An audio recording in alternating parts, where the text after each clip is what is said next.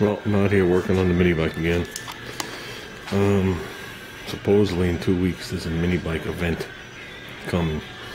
And supposedly everybody's going to be doing their deal in a costume. So I'm trying to clarify, I'm trying to confirm which day it is, whether it's Saturday or Sunday. So with that, I think I'm going to slap the milled head on. So, like I said, I don't know if anybody remembers, this used to be stepped down. So, I pulled 14 thousandths off it, which flattened the actual wedge shape of the chamber and actually made the combustion chamber small.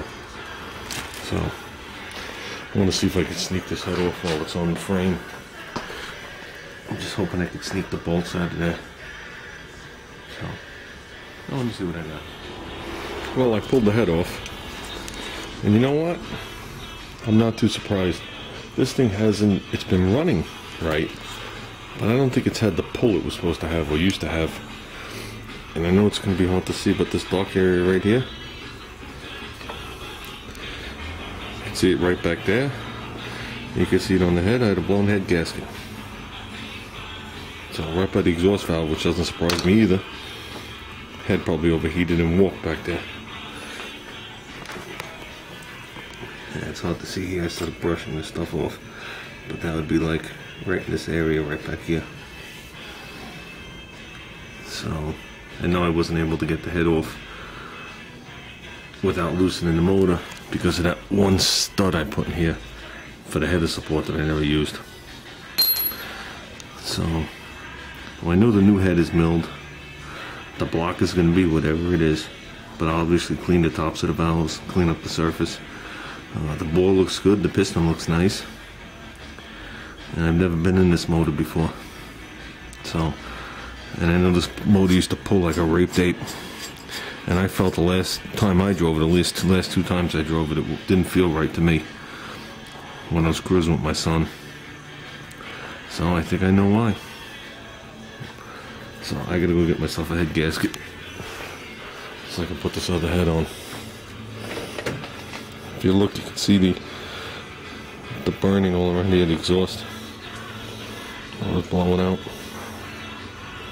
Wow. It was probably always blown, so it just got worse. This gasket looks like it's been in there a long time. Might be the original gasket. I don't see the Briggs & Stratton insignia on it. I know it's very small. So, with that, I'll go get myself another gasket. Let's see if we get some power out of this bad boy. So I need to practice going around in a circle. For some reason, I know part of it's due to my size and weight, but I can't get this thing to turn worth of crap. You know, like a bicycle or a mini dirt bike or something like that, scooter, you can lean it. This thing doesn't seem to lean. And I'm wondering if it's that rear tire back there keeping me from doing it. Even though it's a half round, it's not in the same plane or axis as the front one. So, like I said, I'm not going for competition. I want to at least make it around and not get laughed at. Well, hopefully I do get laughed at. But, hopefully this doesn't become the domino effect. I give the motor power and it spits that freaking flywheel key out of it. So, well, I'll update you as I go along. I gotta get a gasket. Well, we got the head on. Right, little guy? And Dad was happy as pie doing it. No, it wasn't. Okay, well, that just goes without saying, because everything went wrong. But we got the head on. I even put that other piece of orange tin on. So, fire it up, see if it runs.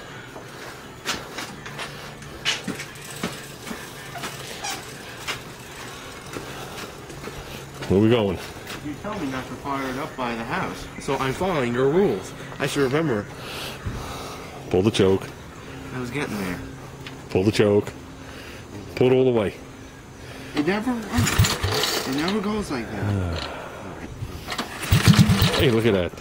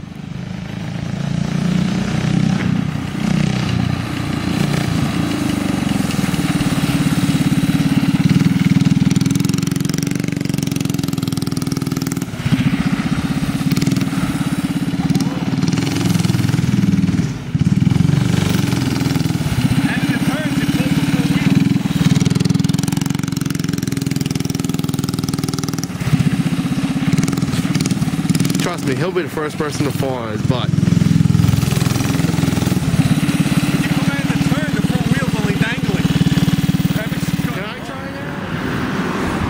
Well, Big McGill is back now. I got Little McGiller on it. You know, we just brought it back to check the head, and not how many bolts did I got to count? 10, whatever it is. 90% of the bolts were loose. I mean loose. So we just retorqued the cylinder head.